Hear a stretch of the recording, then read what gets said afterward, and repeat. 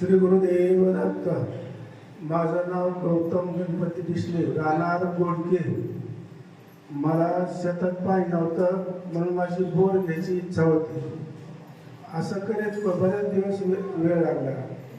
ज्वारीच्या कणसापाशी मी झोपलेलो होता असताना संध्याकाळी पप्पाने दृष्टांत दिला.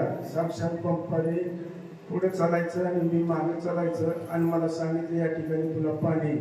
मग असं करता करता 2 महिन्याचा वेळ गेला. डोकं धावून पडलं.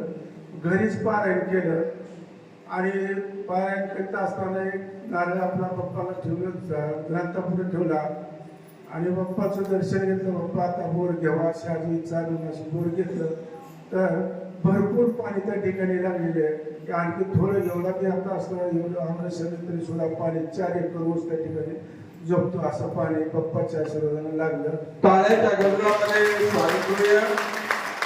ते सांगताय जया म्हणी जैसा भाव तैसा येई अनुभव, ही ओवी इथं लागू होते.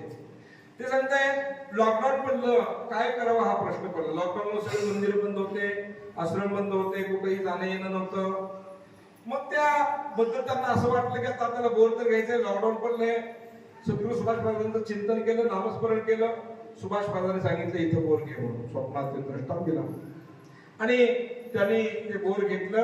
ते सांगतायत इतकंही आवश्यक आहे, लॉकडाऊनच्या अगोदर बोर घेतलेलं आहे, इतकंही आवश्यक आहे, परंतु आज तागायत बोर कधीही कमी पडलेलं नाही, बंद नाही, 100% छान चालतंय.